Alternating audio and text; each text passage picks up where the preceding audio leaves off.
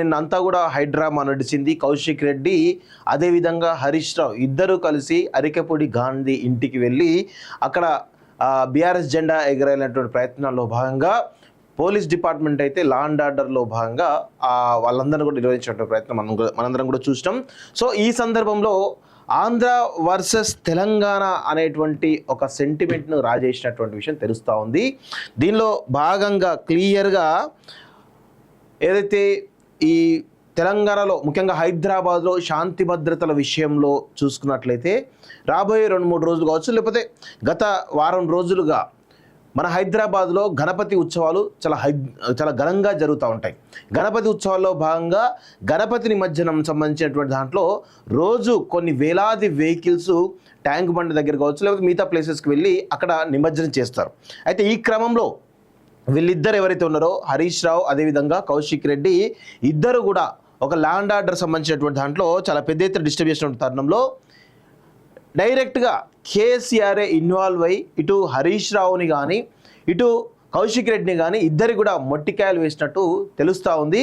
అరే తమాషాలు చేస్తున్నారా, ఏం చేస్తున్నారు మీరు, ప్రజల్ని ఎందుకు డిస్టర్బ్ చేస్తూ ఉన్నారు అనేటువంటి కోణంలో ఆ ఇద్దరికి కూడా మొట్టికాయలు వేసినట్టుగా మనకైతే సమాచారం అంతా ఉంది. ఎందుకు అంటే ఇక్కడ ఒకవేళ గణపతి నిమజ్జన ఉత్సవాలకు సంబంధించి దాంట్లో శాంతి భద్రతలు కనుక డిస్టర్బ్ అయితే చాలా పెద్ద ఎత్తున దుమారం చెల్లగే అవకాశం ఉంది. కాబట్టి అది బీఆర్ఎస్ పార్టీకే పెద్ద ఎత్తున నష్టం చేకూరేటువంటి అవకాశాలు ఉన్నాయి. కాబట్టి ఇమీడియట్గా కేసీఆర్ రెస్పాండ్ అయ్యి ఇద్దరిని మొట్టికాయలు వేసినట్టు తెలుస్తుంది. అందుకే నిన్న ఏదో పైన మాత్రమే షో ఆఫ్ చేసింది తప్ప పెద్దగా చేసినటువంటి దాఖలాలు లేవు. అయితే ఎక్కువ సీరియస్గా కూడా బీఆర్ఎస్ పార్టీ సంబంధించినటువంటి నాయకులు ఎవరైతే ఉన్నారో, నాయకులు కానీ కార్యకర్తలు కానీ ఎక్కడ కూడా పెద్ద ఎత్తున అలజడి సృష్టించిన దాఖలాలు చాలా తక్కువగా కనిపిస్తూ ఉన్నాయి. ఎందుకు అంటే కేసీఆర్ డైరెక్షన్స్ మేరకే జరిగినాయని చెప్పేసి చాలా స్పష్టంగా తెలుస్తూ ఉంది. అయితే ఈ క్రమంలో ఇటు ఆంధ్ర వర్సెస్ తెలంగాణ అనేటువంటి దాంట్లో ఈ ఇద్దరు ఎవరైతే ముఖ్యంగా హరీష్ రావు కౌశిక్ రెడ్డి చేసినటువంటి వ్యాఖ్యల నేపథ్యంలో ఆంధ్రాకు సంబంధించినటువంటి సెటిలర్స్ ఎవరైతే ఉన్నారో వాళ్ళందరూ కూడా బీఆర్ఎస్ పార్టీ మీద చాలా గుర్రుగా ఉన్నట్టు తెలుస్తూ ఉంది. బీఆర్ఎస్ పార్టీకి సంబంధించిన దాంట్లో మేము గత 10 సంవత్సరాలు బీఆర్ఎస్ పార్టీకి ఓట్లు వేసినాం, సరే మాకు ఇంతవరకు డిస్టర్బ్ కాలేదు, ఏ పార్టీ కూడా మమ్మల్ని డిస్టర్బ్ చేయలేదు, అందరం కలిసి అన్నదమ్ముల్లాగా హైదరాబాద్లో కలిసిమెలిసి ఉన్నాం. అయితే ప్రస్తుతం వీళ్ళు అధికారం కోల్పోయిన తర్వాత అధికారంలో ఉన్నప్పుడేమో బీఆర్ఎస్ పార్టీ మమ్మల్ని మాతో అంటగాగింది, కానీ ఆనాడు ఉన్నటువంటి ఇతర పార్టీలు ఏవైతే ఉన్నాయో కాంగ్రెస్ కానీ బీజేపీ కానీ ఇంకా ఇతర పార్టీలు ఎవరైతే ఉన్నారో ఏనాడు కూడా ఆంధ్ర తెలంగాణ అనేటువంటి డివిజన్ తీసుకురాకుండా అందరం కలిసి అన్నదమ్ముల్లాగా ఉన్నామనేటువంటి దాంట్లో ఒక భావనలో మేము అయితే ఉన్నాం.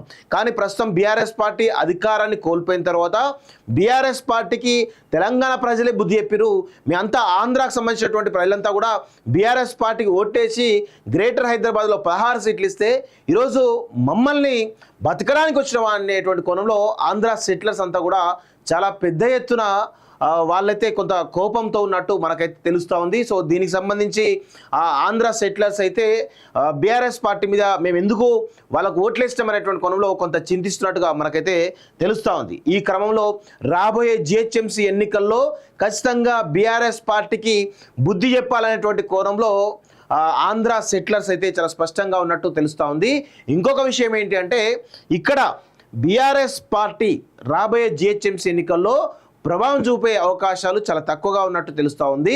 అదేవిధంగా కార్పొరేటర్ల విషయంలోకి వచ్చినట్లయితే జిహెచ్ఎంసీ ఎలక్షన్ విషయానికి వచ్చినట్లయితే ఇటు Congress and versus BJP fight మాత్రమే ఉండే అవకాశం అయితే కనబడతా ఉంది.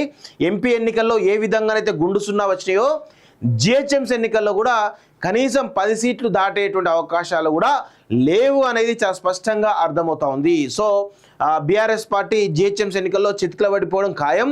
ఆ తదనంతరం మరి స్థానిక సంస్థల ఎన్నికలు ముందొస్తే కొంత ప్రభావం ఉంటుంది, లేని తర్వాత వస్తే మాత్రం ఇంకా ఇబ్బందికరమైన పరిస్థితి ఉండే అవకాశం అయితే చాలా స్పష్టంగా కనబడుతుంది. కౌశిక్ రెడ్డి చేసినటువంటి ఆ థర్డ్ గ్రేడ్ ఏవైతే మాటలు ఉన్నాయో ఆ మాటలన్నింటినీ కూడా తెలంగాణ సమాజం రాజకీయాల్లో భాగంగా అలాంటి భాష ఎప్పుడు కూడా ఎవరు కూడా వాడలేదు. ఫస్ట్ టైం ఇలాంటి బచ్చా పోరాడు వచ్చి ఈ ఆకు రౌడీ, ఈ బజార్ రౌడీ లాంటి వాడు వచ్చి ఈరోజు రాజకీయాలు భ్రష్టు పట్టిస్తున్నటువంటి కొనలో తెలంగాణ సమాజం అయితే ఆయన పైన కొంత వ్యతిరేకత ఉన్నట్టు తెలుస్తోంది. ఆయన పైన అంటే ఖచ్చితంగా బీఆర్ఎస్ పార్టీ పైన కూడా అదే వ్యతిరేకత ఉండేటువంటి అవకాశం అయితే కనబడతా ఉంది. ఇంకొక విషయం ఏంటి అంటే కౌశిక్ రెడ్డి చేస్తున్నటువంటి మిస్టేక్స్ వల్ల, కౌశిక్ రెడ్డి చేసినటువంటి వ్యాఖ్యల వల్ల బీఆర్ఎస్ పార్టీ పెద్ద ఎత్తున నష్టపోతూ ఉంది. ఇది బీఆర్ఎస్ నాయకత్వానికి అర్థమవుతుందో అర్థం కావటం తెలియదు, కానీ మొత్తానికైతే కౌశిక్ రెడ్డి అనేటువంటి ఆకురౌడి ఎవరైతే ఉన్నారో ఆయన చేసేటువంటి వ్యాఖ్యలు బీఆర్ఎస్ పార్టీకి, ముఖ్యంగా కేసీఆర్కి అయితే పెద్ద నష్టం చేకూరుస్తున్నటువంటి సందర్భం అయితే కనబడతా ఉంది. ఇది అంతా గమనించినటువంటి హరీష్ రావు కానీ, సరే కేసీఆర్ కానీ, ఈవెన్ కేటీఆర్ కూడా అమెరికా నుంచి దీనిపైన పెద్ద ఎత్తున స్పందించిన దాఖలాలు లేవు. ఎందుకంటే కేటీఆర్ అండ్ ఎవరైతే అరకపూడి గాంధీ ఎవరైతే ఉన్నారో వీళ్ళిద్దరూ కొంత గత 10 సంవత్సరాల నుంచి చాలా క్లోజ్గా మూవ్ అయినటువంటి దాఖలు అయితే కనబడతా ఉన్నాయి. ఎందుకంటే వీళ్ళిద్దరూ కౌశిక్ రెడ్డి కంటే చాలా ఇద్దరు క్లోజ్ దోస్తులు అని చెప్పేసి మనకు అందుతున్నటువంటి సమాచారం. అందుకే కేటీఆర్ కూడా పెద్ద స్పందన లేదు, కేవలం దానిపైన ఖండించడం తప్ప సీరియస్ కామెంట్స్ ఎక్కడ కూడా చేయలేదు. కేవలం గతంలో ఉన్నటువంటి, అంటే మీరు గత ఇన్సిడెంట్స్ తీసుకున్నట్లయితే ఏ చిన్న అంశమైనప్పటికీ కూడా కేటీఆర్ పెద్ద ఎత్తున ట్వీట్ చేసి కాంగ్రెస్ పార్టీని ఇరుకున పెట్టేలా ప్రయత్నం చేసేవాడు. కానీ అరికపూడి గాంధీ విషయానికి వచ్చినట్లయితే పెద్ద ఎత్తున ఇరుకున పెట్టేటువంటి ట్వీట్ చేయకుండా కేవలం ఖండించే ప్రయత్నం మాత్రమే చేసిండు. ఎందుకని ఆరా తీస్తే అరికపూడి గాంధీ అండ్ కేటీఆర్ ఇద్దరు కూడా చీకటి మిత్రులు, ఇద్దరి మధ్యలో చీకటి బిజినెస్ వ్యాపార సంబంధాలు ఉన్నాయనేటువంటి అనుమానాలు మాకైతే కలుగుతూ ఉన్నాయి. సో ఇదంతా కూడా ఒక డ్రామా అని చెప్పేసి చాలా క్లియర్గా తెలుస్తూ ఉంది. ఆంధ్ర తెలంగాణ అనేటువంటి కోణంలో రెచ్చగొట్టే ప్రయత్నం చేస్తున్నట్టు తెలుస్తుంది.